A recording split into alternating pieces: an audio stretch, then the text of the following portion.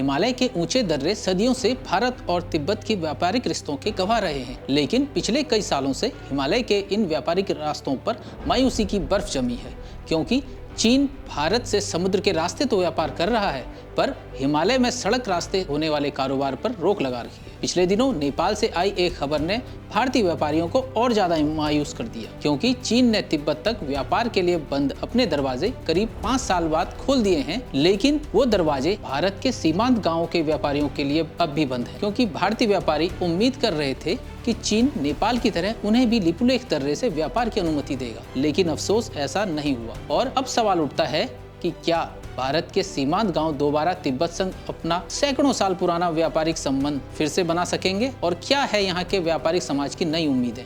नमस्कार, मैं दीपक और आप देख रहे हैं thirdpole.live पर ग्राउंड रिपोर्ट। हिमालय में भारत तिब्बत व्यापार का इतिहास करीब 1000 सालों से भी ज्यादा पुराना है। दरअसल उत्तराखंड के पिथौरागढ़, चमोली व उत्तरकाशी जिलों की सीमा तिब्बत से लगती है। सदियों से यहाँ के लोग हिमालय के ऊंचे दर्रों और बर्फीले पहाड़ों के उस पार स्थित तिब्बत के ताकलाकोट, ज्ञानीमा की मंडियों और गांवों में व्यापार करते आ रहे हैं। व्यापारी इन दुर्गम दर्रों से लद्दाख, पश्चिमी तिब्बत, नेपाल और भारत के बीच आवाजाही करते थे। भारत तिब्बत ट्रेड की जो शुरुआत है वो 8वीं सदी के आसपास हुई, क्योंकि 8वीं सदी में जो हमारे पाणिनि के और मनु के ग्रंथ हैं उनमें नेपाली कंबलों की, ऊन के बने हुए नेपाली कंबलों की बात कही गई है कि नेपाल के कंबल बहुत फेमस है और तिब्बती ऊन से बनते हैं। तो नेपाल संस्कृत में भेड़ को रंगकू कहते हैं। रंगकू तो रंग जनजाति, आज जो हमको लगता है कि जो रंग जनजाति है वो रंगकू से निकली है। वो लोग जो भेड़ पालक थे और भेड़ की ऊन के कंबल बनाते थे। अच्छा, उसके बाद जब हमारे यहाँ लोकल के राजा आए, कुमाऊँ के, गढ़वाल के, तो आपने देखा होगा पहले यहाँ पे हमारे यहाँ जो इलाका है ये मुख्य धारा से बहुत कटा हुआ रहा। मुख्य धारा से कटा हुआ रहा तो इसका जो मुँह था वो तिब्बत की ओर ज़्यादा खुलता था। तो 10वीं सदी के आसपास हमारे यहाँ तिब्बत में काफ़ी व्यापार शुरू हुआ और 10वीं सदी के आसपास तिब्बत से नमक और ऊन मुख्य रूप से आयात की जाने लगी। बेसिकली जो व्यापार भारत तिब्बत व्यापार है ये उत्तराखंड के अनाज के बदले तिब्बती ऊन लेने और नमक लेने का व्यापार है। 1962 में चीन से युद्ध के बाद यह व्यापार पूरी तरह से बंद हो गया। 1992 में दोबारा व्यापार खुला, पर उत्तराखंड के चमोली, उत्तरकाशी व पिथौरागढ़ की जौहार घाटी के व्यापारी सीमांत व्यापार के इस काम से तब तक खुद को अलग कर चुके थे। अब केवल पिथौरागढ़ की दारमा व व्यास घाटी के लोग ही लिपुलेख दर्रे के जरिए तिब्बत की ताकलाकोट मंडी तक व्यापार करते थे। नेपाल के टिंकर, छांगरू सहित 1 दर्जन गाँव के लोगों को भी टिंकर दर्रे से तिब्बत संग व्यापार करने की इजाजत थी, पर 2019 में कोविड के कारण चीन ने इस सीमांत कारोबार को पूरी तरह से बंद कर दिया। लेकिन इस साल चीन ने नेपाल सीमा से लगे 14 दर्रों को 5 साल बाद फिर से व्यापार के लिए खोल दिया है। इसके बाद से भारत के पिथौरागढ़ जिले से लगे नेपाल के छांगरू और टिंकर गांव के व्यापारी भी सीमा पार जाकर चीन के साथ व्यापार कर रहे हैं। बीते जून में जब से यह व्यापार शुरू हुआ है, नेपाल के छांगरू और टिंकर गांव में खुशी की लहर है। दर्जनों व्यापारी घोड़े, खच्चरों में गुड़ मिश्री लेकर चीन के ताकलाकोट जा रहे हैं। गुड़ मिश्री के बदले वह चीन से जूते, जैकेट, चंवर गाय की पूंछ आदि लेकर लौट रहे हैं।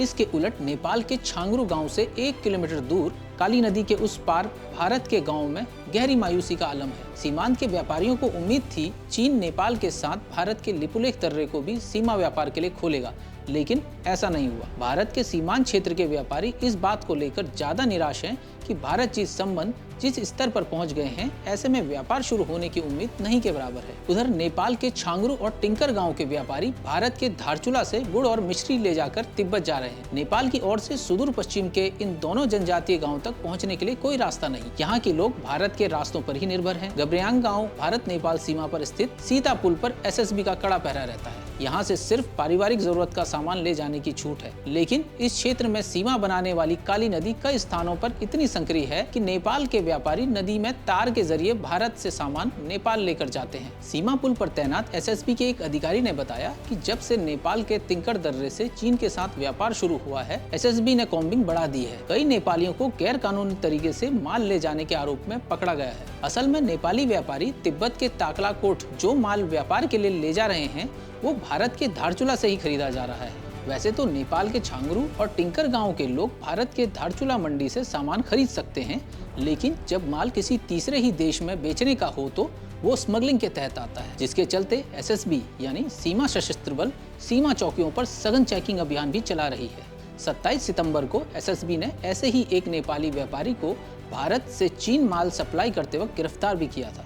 भारतीय व्यापारियों की मायूसी का एक और कारण भी है। असल में 2019 में जो भारतीय व्यापारी तिब्बत के ताकलाकोट व्यापार के लिए गए थे, उन्होंने इस उम्मीद में अपना लाखों रुपए का बच गया माल वहीं छोड़ दिया था कि अगले साल तो आना ही है। लेकिन अगले साल यानी 2020 में चीन ने इस व्यापार पर रोक लगा दी और भारतीय व्यापारियों का करोड़ों का सामान वहीं छूट गया। कितने लोग बहुत ज्यादा,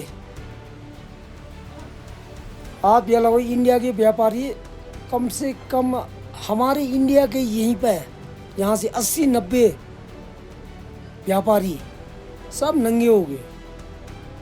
वहाँ से कोरोना आ गया, वहाँ से फटाफट भगा दिया सबको, सारा सामान बर्बाद।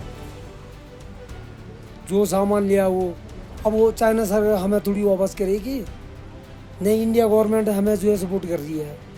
आपका क्या था क्या नहीं, किसी ने केयर नहीं किया।